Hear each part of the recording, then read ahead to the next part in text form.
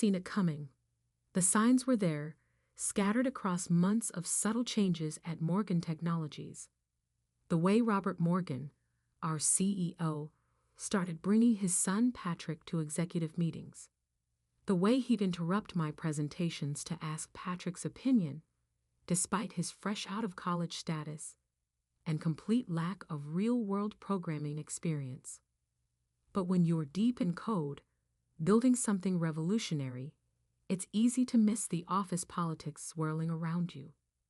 My name is Michael Sullivan, and for the past 3 years, I'd been developing a predictive maintenance system that could revolutionize the manufacturing industry. Not just another monitoring system, but an AI-driven platform that could predict equipment failures weeks before they happened, potentially saving companies millions in downtime and repairs. It started as a small project, something I tinkered with during late nights when the office was empty. I'd spent 15 years in industrial automation, watching factories lose millions to unexpected equipment failures. I knew there had to be a better way. "You're onto something big here, Mike," Robert had said 2 years ago when I first showed him the prototype. His eyes had lit up with dollar signs as I demonstrated how the system had predicted a critical failure in our test facility 3 weeks before it happened. "Whatever resources you need, they're yours." And he'd meant it back then. The company poured $2 million into development. I built a team, installed sensors throughout partner facilities, gathered data. We worked endless hours, fueled by coffee and the conviction that we were creating something that mattered. The system evolved beyond my wildest expectations. It didn't just predict failures, it learned, adapted, understood the unique patterns of each facility it monitored. The neural network I designed could detect subtleties that even experienced maintenance engineers missed. "This is impressive work," Patrick had said last month, hovering over my shoulder as I fine-tuned the core algorithm. "But wouldn't it be better if we simplified it? Made it more accessible?" I should have recognized the danger in his words. Patrick, with his fresh MBA and zero programming experience, had been appointed as Project Oversight Director 3 months ago. His suggestions always centered around making things simpler, more marketable, user-friendly, corporate buzzwords that masked his fundamental lack of understanding. "The complexity is what makes it powerful," I tried to explain. "The multi-layered neural network allows for—" Yes, he'd cut me off. "But think about the average user. They don't need all these advanced features. The average user, as if our clients, major manufacturing corporations with billions in equipment, or casual app users looking for a simple interface." Yesterday, everything came to a head. I was preparing for our biggest client presentation yet, a potential $50 million contract with Global Manufacturing Solutions. 3 years of work, countless sleepless nights, all leading to this moment. Then Robert called me into his office. "Mike, take a seat," he said, not looking up from his monitor. Patrick was already there, practically bouncing with barely contained excitement. "We need to discuss the project's direction." I felt a chill despite the warm office air. "The GMS presentation is ready to go," I said. The system's performance in their pilot facility exceeded all expectations. "About that," Robert finally looked at me, his expression carefully neutral. "We've decided to take things in a different direction. Patrick has some excellent ideas for streamlining the system, making it more commercially viable." "Streamlining?" I leaned forward. "Robert, the complexity is what makes it work. You can't just—" "Actually," Patrick interrupted, "we can. As the new head of development, I'll be overseeing all technical aspects moving forward." The room seemed to tilt slightly. Head of Development. Robert cleared his throat. Yes. We feel the project needs fresh eyes. A new perspective. Patrick has an excellent grasp of market dynamics. He doesn't know the first thing about neural networks. I stood up, my chair scraping back. The system architecture alone took a year to perfect. You can't just. We can, and we are. Robert's voice hardened. The company owns all intellectual property rights. Your services are no longer required, effective immediately. I looked between them, Robert's stern face, Patrick's smug smile, and understood. This had been the plan all along. Wait until the system was built, then push out the builder. Security will help you clear out your office, Robert added. Patrick will handle the GNS presentation next week. As I packed my things under the watchful eye of a security guard, I caught snippets of Patrick's voice from my former office, already on the phone with GMS. Yes, we're very excited about the streamlined version we'll be presenting. They thought they'd won. Thought they could just take 3 years of my work, slap a new interface on it, and claim it as their own. What they didn't know, what they couldn't know, was that I'd built something special into the system's core architecture. A small subroutine, buried so deep in the code that even a thorough review wouldn't find it. A feature that would activate exactly 90 days after any unauthorized changes to the core neural network architecture. I left quietly that day, carrying my box of personal items past curious coworkers. Let Patrick play with his streamlined version. Let him make his changes, thinking he was improving things. The clock was already ticking. 90 days until the GNS quarterly review. 90 days until they learned what happens when you try to simplify complexity you don't understand. 90 days until my code showed everyone exactly who its real creator was. Walking to my car, I couldn't help but smile. Sometimes the best revenge isn't an explosion. It's a carefully timed revelation. The countdown had begun. 60 days can feel like an eternity when you're waiting for justice. But when you're preparing to expose a multi-million-dollar fraud, time moves surprisingly fast. I spent the first week after my firing in a state of controlled rage, methodically documenting everything. Every email, every meeting note, every line of code I'd written over the past 3 years. My apartment's spare bedroom transformed into an evidence room. Walls covered with printouts and sticky notes tracking the project's evolution. Then came the message from Diana, my former lead systems analyst. They're breaking it. Mike. Her text read, Patrick's streamlining is destroying the core functionality. The test results are all over the place. I wasn't surprised. The neural network I'd built was like a delicate ecosystem.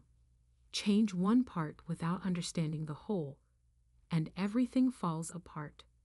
But I needed details. We met at a small coffee shop far from the office. Diana looked nervous, constantly checking over her shoulder as she slid a USB drive across the table.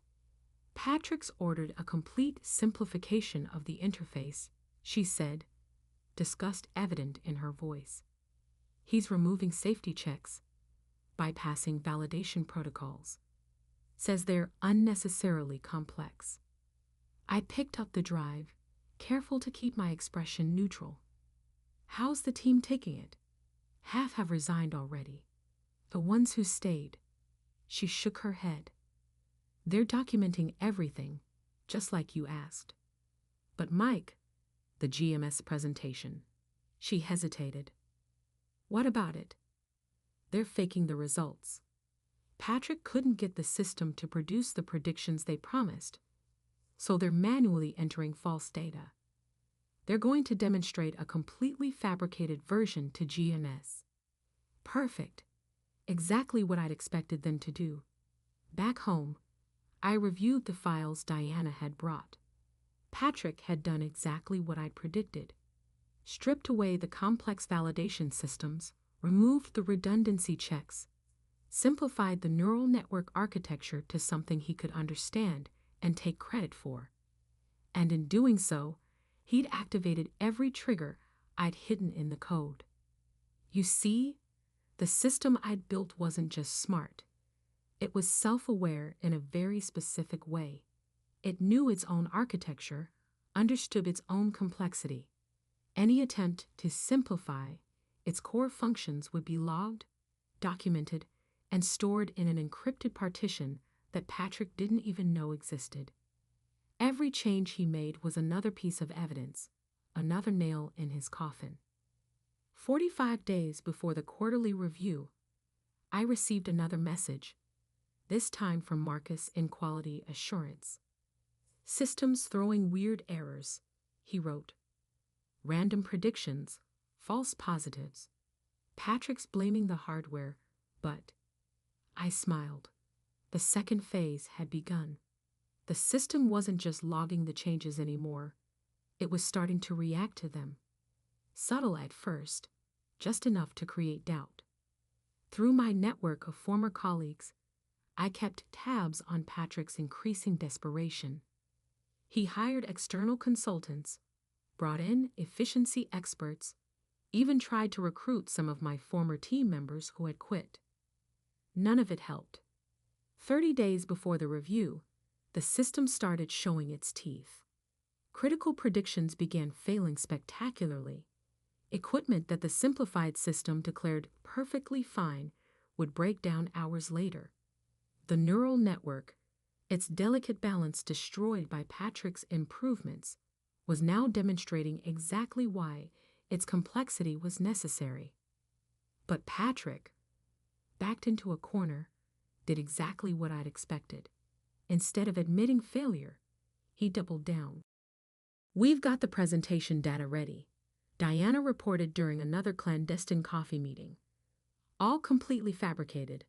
They're going to show GMS a perfect prediction record, claim the system is exceeding all benchmarks. And the real data?" She smiled grimly.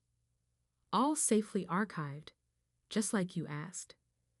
Every failed prediction, every false reading, every piece of evidence showing how they've destroyed the system's functionality." I nodded, feeling a strange calm. The pieces were falling into place. 2 weeks before the review, I made my move. An anonymous email to GNS's Chief Technology Officer. "You might want to ask for raw data during the quarterly review. The presentation numbers seem too good to be true." Just enough to plant a seed of doubt. 1 week before the review, Patrick made his final, fatal mistake.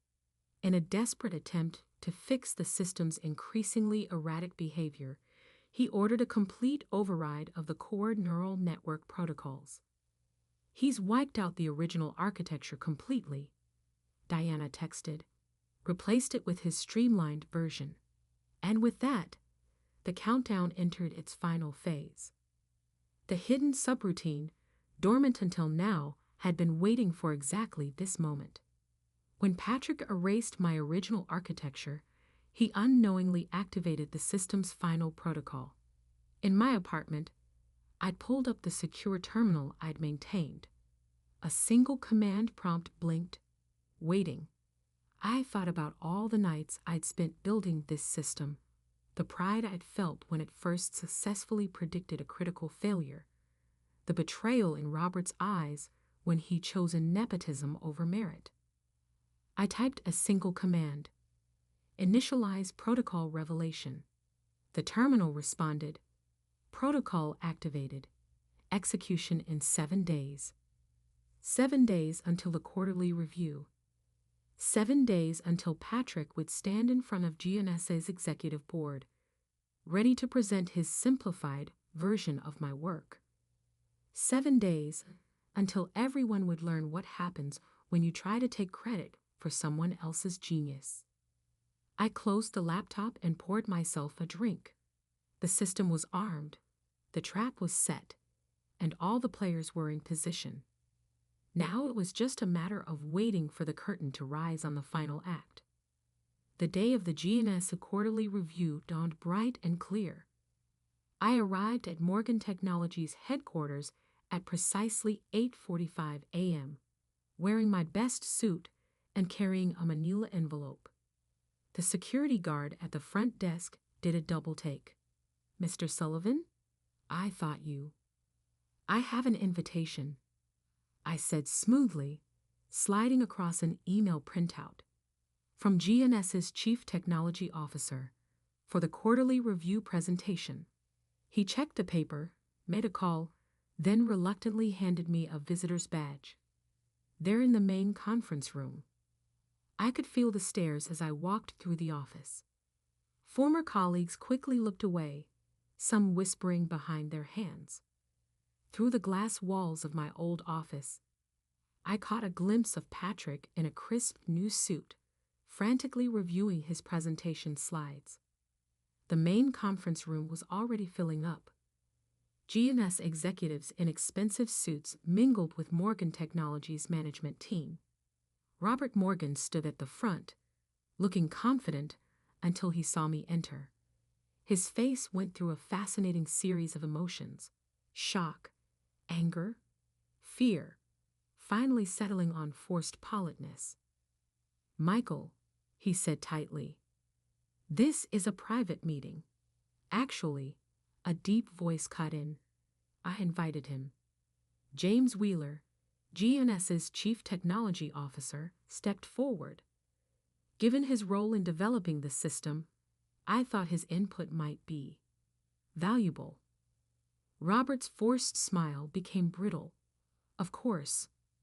Though I should mention that Michael is no longer associated with the project." "Yes," Wheeler nodded. "So I've heard. Shall we begin?" I took a seat at the back of the room as Patrick started his presentation. He'd clearly rehearsed extensively, smoothly moving through slides showing perfect prediction rates, flawless performance metrics, and glowing testimonials. "As you can see," he said, clicking to a particularly dramatic graph, "our streamlined version has achieved a 99.8% accuracy rate in predicting equipment failures." "Impressive," Wheeler commented. "Could we see the raw data behind these results?" Patrick's smile flickered slightly. "Of course, though the technical details might be a bit complex." "Try us," Wheeler said dryly. As Patrick fumbled to pull up the data, I glanced at my watch. 9:27 a.m. Right on schedule, every screen in the room suddenly went black. "Just a minor technical," Patrick started, but the words died in his throat as the screens came back to life, now showing a very different presentation. "Unauthorized architecture modification detected," announced the system's AI voice, the one Patrick had tried to remove. "Initiating comprehensive system audit." The screens filled with scrolling data, the real data, showing every failed prediction, every error, every simplified component that had compromised the system's integrity. But more importantly, it showed the original architecture, my architecture, and exactly how Patrick's changes had systematically destroyed its functionality. "What is this?" Robert demanded, standing up. "This," I said, speaking for the first time, "is what happens when you try to simplify something you don't understand." The system continued its merciless exposition. Split screens showed Patrick's fabricated results alongside the real performance data. Email threads appeared, documenting his orders to fake results and override safety protocols. "The neural network you tried to simplify," I explained, standing up, "wasn't just a collection of algorithms. It was a self-aware system designed to protect itself from exactly this kind of unauthorized modification." "You sabotaged us," Patrick accused, his face red. "No," Wheeler cut in. He protected his work. and apparently just in time. He turned to face Robert. We were prepared to sign a $50 million contract today. Now I'm wondering what else you've been lying about. Robert's face had turned an interesting shade of gray. Now, James, let's not be hasty. Actually, I interrupted, opening my manila envelope. You might want to see these first. I handed Wheeler a stack of documents. The original system architecture, development logs, and proof of authorship. Also, evidence of how this streamlined version has already failed at 3 test sites, resulting in equipment damage that was covered up. The room erupted in chaos. GMS executives huddled around the documents while Morgan Technology's management team tried desperately to explain. Through it all, the system continued its presentation, methodically exposing every flaw, every lie, every corner cut. Patrick slumped in his chair, his carefully rehearsed confidence shattered. Robert stood frozen, watching 3 years of deception unravel in minutes. Wheeler finally stood up, silencing the room. I think we've seen enough. He turned to me. Mr. Sullivan, would you be interested in discussing your system, the real system, over lunch? GMS is very interested in working with the actual innovator behind this technology. I smiled. I would be honored. I gathered my documents, then paused at the door. Oh, and Patrick, the system's core architecture will fully restore itself in about an hour. Try not to break it again. The next few weeks were a blur of meetings, contracts, and new beginnings. GMS not only signed a deal with my newly formed company, but also invested in expanding the system's capabilities. Several of my former team members, including Diana and Marcus, joined me in the venture. Morgan Technologies? They survived, barely. The scandal of the failed deception and Patrick's tampering cost them several major contracts. Robert took early retirement, and Patrick found himself working in middle management at a small software company, where I hear he's learning the value of thorough documentation. As for me, I learned some valuable lessons about trust, about preparation, and about the importance of building systems that can protect themselves. My new company's core value? Complexity isn't a bug, it's a feature. Sometimes the best revenge isn't about destroying your enemies. It's about building something so robust, so intricate, that it can reveal the truth all on its own. You just have to be patient enough to let the system work. The neural network? It's still running, still predicting, still protecting itself. And every now and then, when I'm reviewing its code late at night, I swear I can feel it humming with satisfaction, like a watchdog that successfully protected its home. Because in the end, good code, like good karma, always finds its way home. 3 months after the GMS presentation, I received an unexpected email from Robert Morgan. Short, just 2 lines. You built it better than I understood. I'm sorry we didn't see that sooner. I never replied. Some revelations speak for themselves. Sitting in my new office, overlooking the city, I often think about those 90 days of waiting, about the satisfaction of watching a carefully laid plan unfold exactly as designed. But mostly, I think about the lesson at the heart of it all. In the world of code, as in life, true complexity can't be simplified without consequences. Every system, every person, has layers of intricacy that make them what they are. Try to strip those away. Try to take credit for someone else's genius, and you might just find that the system has ways of fighting back. As for the original code, it's still out there, running in thousands of facilities, predicting failures, preventing disasters. Each installation carries a small signature buried deep in its core. Complexity is not a bug. It's the feature that keeps us